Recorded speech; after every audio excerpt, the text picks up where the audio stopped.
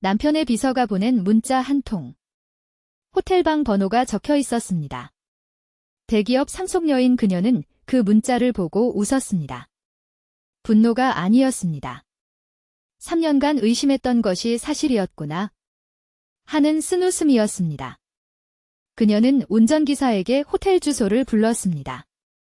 명품백을 들고 로비에 들어섰을 때 그녀의 손은 떨리지 않았습니다. 엘리베이터 버튼을 누르고 복도를 걸어 그 방 앞에 섰습니다. 카드키를 꺼냈습니다. 남편이 두고 간 법인카드로 만든 복제키. 문을 열었습니다. 서연은 매일 아침 5시에 일어났습니다. 변호사인 남편 민준이 출근하기 전 완벽한 아침 식사를 준비해야 했으니까요.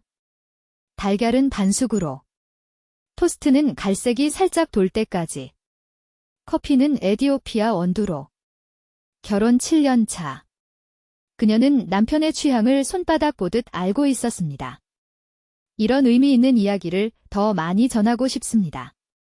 구독과 좋아요가 큰 힘이 됩니다.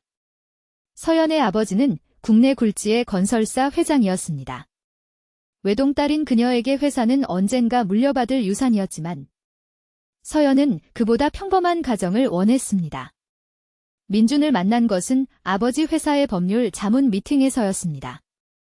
젊고 야심찬 변호사 서연은 그의 날카로운 눈빛에 끌렸고 민준은 그녀의 배경에 끌렸습니다. 물론 서연도 그것을 몰랐던 건 아닙니다. 하지만 결혼하면 달라지리라 믿었습니다. 사랑은 시간이 만드는 것이라고. 어머니도 그렇게 말씀하셨으니까요. 그런데 어느 순간부터 남편의 퇴근 시간이 늦어지기 시작했습니다. 회의가 길어졌다. 클라이언트와 술자리가 있었다. 변명은 매번 달랐지만 남편의 셔츠에서 나는 향수 냄새는 늘 같았습니다. 달콤하고 가벼운. 서연이 쓰지 않는 향. 그녀는 결혼 반지를 만지작거렸습니다. 3캐럿 다이아몬드. 민준이 프러포즈할 때 무릎을 꿇고 끼워줬던 반지. 그때 그의 눈은 정말 진심처럼 보였습니다. 아니, 진심이었을 겁니다. 서연의 배경을 향한 진심. 그녀는 창밖을 바라봤습니다. 한남동의 아침 햇살이 거실을 가득 채웠지만 그녀의 마음은 점점 어두워지고 있었습니다. 식탁에 앉은 민준이 스마트폰을 확인하다 미소를 지었습니다. 업무 연락이라기엔 너무 부드러운 미소. 서연은 그 미소를 본 척 않고 커피잔을 내려놓았습니다. 손이 떨렸지만 그녀는 완벽하게 숨겼습니다. 대기업 상속녀로 자란 그녀는 감정을 감추는 법을 어릴 때부터 배웠으니까요. 민준이 출근한 뒤 서연은 남편의 서재로 들어갔습니다. 책상 서랍을 열자 법인카드 명세서가 나왔습니다. 레스토랑, 백화점, 그리고 호텔. 같은 호텔이 반복적으로 찍혀 있었습니다. 강남의 L호텔. 서연의 손이 멈췄습니다. 그녀는 명세서를 사진으로 찍어두고 서랍을 원래대로 닫았습니다. 아직은 때가 아니었습니다. 확실한 증거가 필요했습니다. 그리고 무엇보다 그녀에게는 계획이 필요했습니다. 서연은 결혼 반지를 빼서 창가에 올려두었습니다. 햇살에 반짝이는 다이아몬드. 7년 전. 이 반지를 받으며 행복해했던 자신이 어리석게 느껴졌습니다. 서연은 남편의 로펌에 찾아갔습니다. 점심을 함께 하자는 핑계였지만 진짜 이유는 따로 있었습니다. 민준의 새 비서를 보고 싶었습니다. 로펌 로비에 들어서자 리셉션 직원이 반갑게 인사했습니다. 변호사님 부인이시죠? 안으로 안내해드리겠습니다. 민준의 사무실 앞에 다다랐을 때 서연은 걸음을 멈췄습니다. 사무실 문이 살짝 열려 있었고 그 사이로 젊은 여자의 목소리가 들렸습니다. 변호사님, 오늘 저녁 예약은 제가 해놨어요. 평소에 좋아하시는 와인도 미리 주문해뒀고요. 민준의 목소리가 이어졌습니다.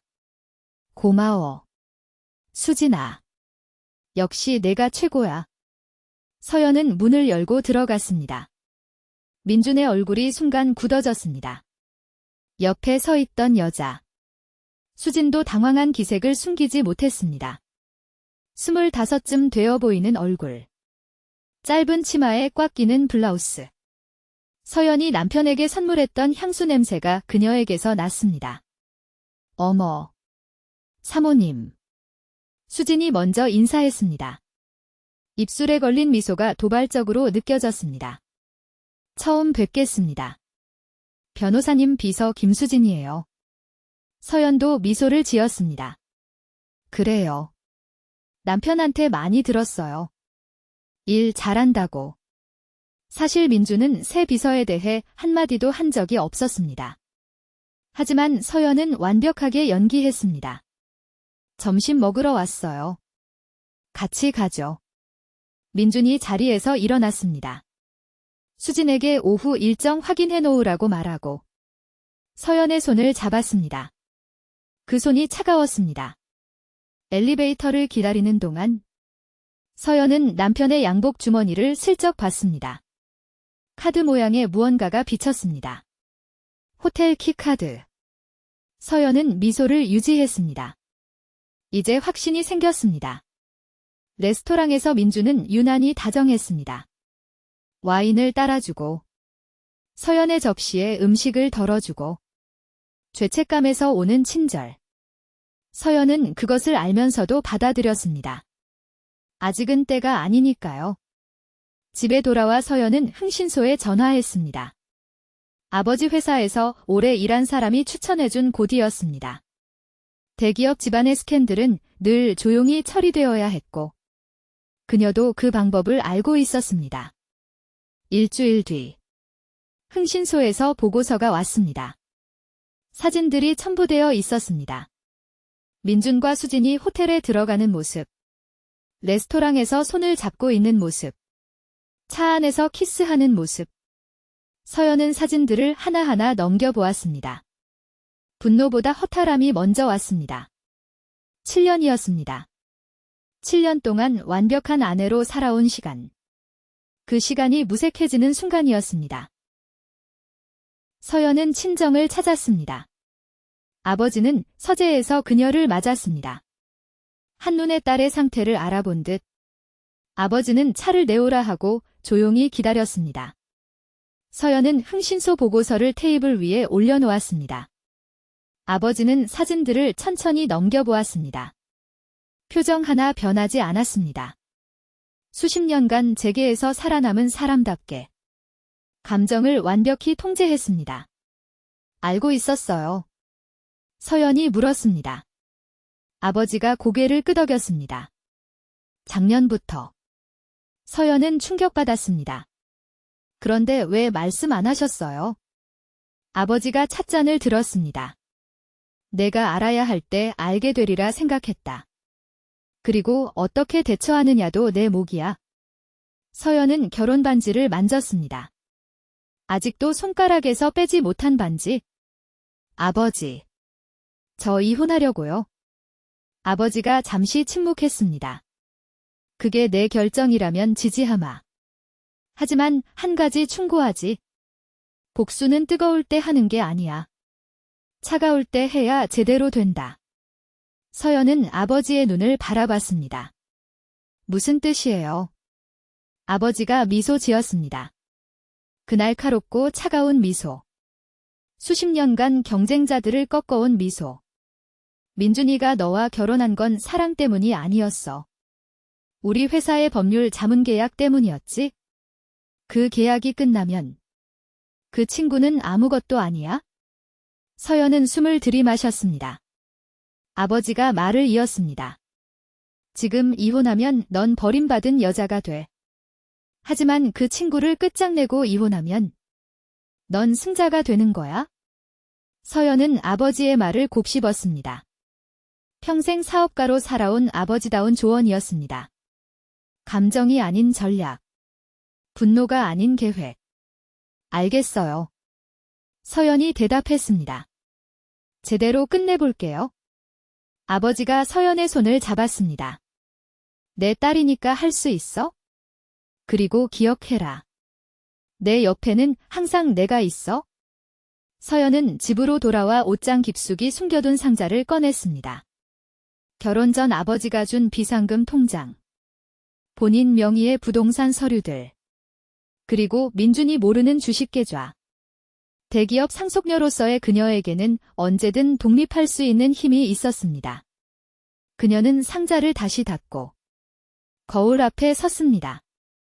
거울 속 여자는 더 이상 불쌍해 보이지 않았습니다. 차갑고 단단한 눈빛. 아버지를 닮은 눈빛이었습니다.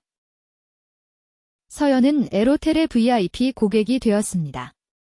매주 스파를 예약하고 레스토랑에서 식사하고 가끔은 스위트룸에서 하룻밤을 묵었습니다. 직원들과 친해지는 데는 시간이 걸리지 않았습니다.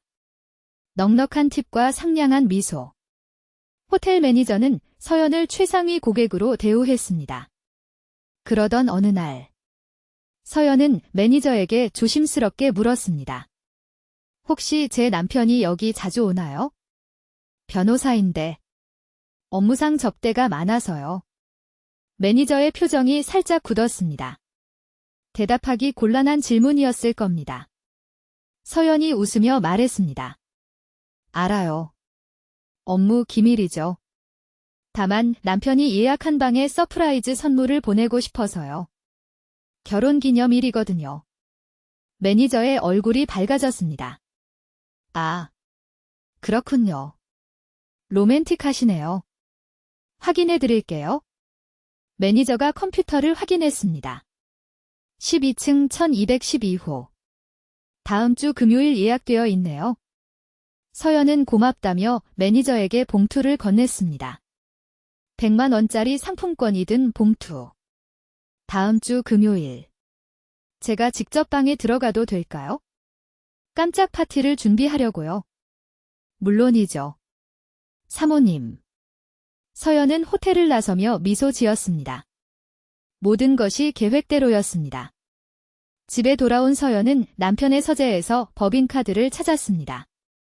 그리고 조용히 복제했습니다. 아버지 회사의 보안팀장이 도와줬습니다.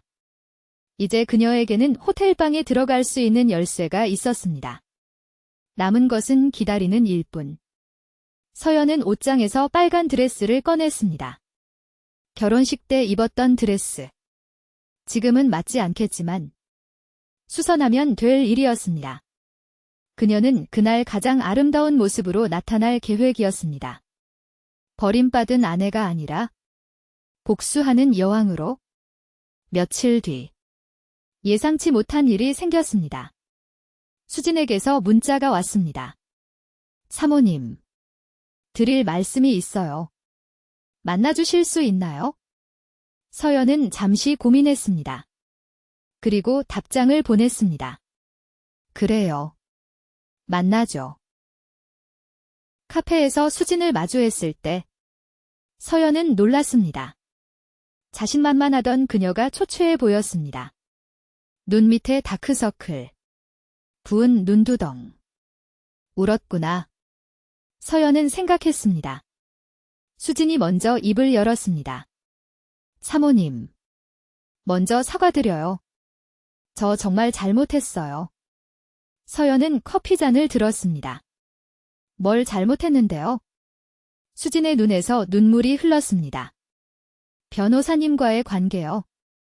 다 알고 계시잖아요. 서연은 표정을 바꾸지 않았습니다. 그래요. 알아요. 그래서 수진이 가방에서 봉투를 꺼냈습니다. 안에는 사진들과 녹음 파일이 담긴 USB가 있었습니다. 변호사님이 저한테 한 약속들이에요. 이혼하고 저랑 결혼하겠다. 회사 차려주겠다. 해외여행 보내주겠다. 전부 녹음해뒀어요. 서연은 봉투를 받아들었습니다. 왜 이걸 나한테 주는 거죠? 수진이 고개를 숙였습니다. 저 임신했어요? 그런데 변호사님이 지우라고 했어요. 돈 줄 테니까 조용히 처리하라고. 그때 알았어요. 저한테 한 말이 전부 거짓이었다는 거?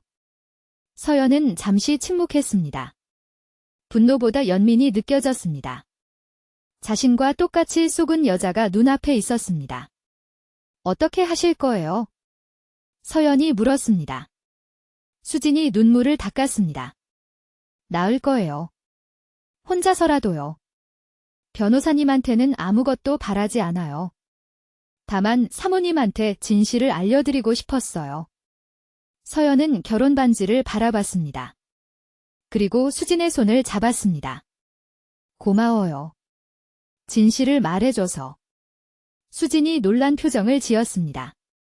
미워하지 않으세요? 서연이 웃었습니다. 쓴웃음이었습니다. 미워해야 할 사람은 따로 있잖아요. 서연은 자리에서 일어났습니다. 그리고 지갑에서 명함을 꺼냈습니다. 여기 연락해요. 내 아버지 회사 인사팀이에요. 새로운 일자리 찾는 거 도와줄게요. 수진이 눈을 크게 떴습니다. 왜요? 저한테 왜 이렇게 해주시는 거예요? 서연이 대답했습니다. 우리 둘 다 속은 거잖아요. 적어도 당신은 진실을 말했고. 카페를 나서며 서연은 USB를 주머니에 넣었습니다. 이제 모든 증거가 갖춰졌습니다. 남편은 불륜을 저질렀고 임신한 여자에게 낙태를 강요했습니다. 법정에서 그는 완전히 끝장날 것입니다. 금요일 저녁. 서연은 에로텔 1212호 앞에 섰습니다. 빨간 드레스를 입고 풀 메이크업을 했습니다. 결혼식 때보다 더 아름다웠습니다. 복제한 키카드를 리더기에 대자 초록불이 들어왔습니다. 문을 열었습니다. 침대 위에 민준이 있었습니다. 혼자가 아니었습니다. 낯선 여자. 수진도 아닌 또 다른 여자. 서연은 웃음이 나왔습니다. 역시나 한 명이 아니었구나. 민준의 얼굴이 창백해졌습니다. 서연아. 이건. 서연이 손을 들어 말을 막았습니다. 변명은 법정에서 해요. 침대 위의 여자가 비명을 지르며 이불을 끌어당겼습니다. 민준이 허둥지둥 옷을 주워 입었습니다. 서연아. 잠깐만. 이야기 좀 하자. 서연은 가방에서 서류 봉투를 꺼냈습니다. 이혼 소장이요. 이미 법원에 접수했어요. 민준의 얼굴이 굳었습니다. 뭐? 서연이 차갑게 말했습니다. 그리고 이것도 있어요. USB와 흥신소 보고서요. 당신과 수진의 관계, 임신, 낙태 강요. 전부 녹음되어 있어요. 민준이 한 발 다가왔습니다. 서연아. 그건. 서연이 물러서지 않았습니다. 아. 그리고 우리 아버지 회사의 법률 자문 계약도 해지됐어요. 오늘 자로. 민준의 다리가 풀리는 것 같았습니다. 그 계약이 그의 로펌 매출의 절반이었습니다. 서연아. 제발. 서연이 등을 돌렸습니다. 법정에서 봐요. 민준 씨. 호텔 복도를 걸어 나오며 서연은 결혼 반지를 뺐습니다. 엘리베이터 앞 쓰레기통에 던졌습니다. 3캐럿 다이아몬드가 쓰레기 위에 떨어졌습니다. 더 이상 필요 없는 것이었습니다. 로비로 내려온 서연의 전화기가 울렸습니다. 아버지였습니다. 잘 끝났니? 네. 아버지. 잘 끝났어요. 이혼 재판은 서연의 완승으로 끝났습니다. 민준은 위자료와 재산 분할에서 대부분을 잃었습니다. 불륜 증거에 임신한 직원에게 낙태를 강요한 녹음까지. 판사의 판결은 가혹했습니다. 변호사로서의 명성도 끝이었습니다. 아버지 회사의 법률 자문 해지 소식이 업계에 퍼지자 다른 대기업들도 민준의 로펌과 계약을 끊었습니다. 6개월 만에 그의 로펌은 문을 닫았습니다. 서연은 새 사무실에 앉아 창밖을 바라봤습니다. 아버지 회사의 부사장 자리. 더 이상 누군가의 아내가 아닌 스스로의 이름으로 일하는 자리. 책상 위에는 새 명함이 놓여 있었습니다. 대표이사 서연. 아버지가 물러나기 전 그녀에게 회사를 넘기기로 했습니다. 비서가 노크했습니다. 대표님. 수진 씨가 왔습니다. 들어오라고 해요. 수진이 들어왔습니다. 배가 불러온 모습이었습니다. 이제 임신 7개월. 서연이 일어나 그녀를 맞았습니다. 어서 와요. 여기 앉아요. 수진이 감사하다고 인사했습니다. 대표님 덕분에 새 일자리도 얻고 아이도 잘 크고 있어요. 서연이 미소 지었습니다. 당연히 해야 할 일이었어요.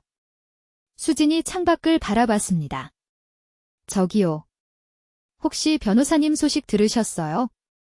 서연은 고개를 저었습니다. 관심 없어요? 수진이 조용히 말했습니다. 로펌 정리하고 지방으로 내려갔대요. 부모님 집으로. 서연은 아무 감정이 느껴지지 않았습니다. 동정도, 통쾌함도 그저 끝났구나 하는 담담한 뿐. 수진이 일어섰습니다. 저 이만 가볼게요. 건강하세요. 대표님. 서연도 일어나 수진을 배웅했습니다. 문 앞에서 수진이 돌아봤습니다. 감사해요. 정말로. 저한테 손 내밀어 주셔서. 서연이 대답했습니다. 우리 둘 다 속았잖아요. 근데 이제 우리 둘 다 새로 시작하는 거예요. 혼자가 아니에요. 수진이 눈물을 글썽이며 고개 숙여 인사하고 나갔습니다. 서연은 다시 창가로 갔습니다. 서울의 아침 햇살이 사무실을 가득 채웠습니다. 손가락에는 더 이상 결혼 반지가 없었습니다. 대신 아버지에게 받은 가문의 인장 반지가 빛나고 있었습니다. 그녀는 미소 지었습니다. 진심으로. 새로운 시작이었습니다.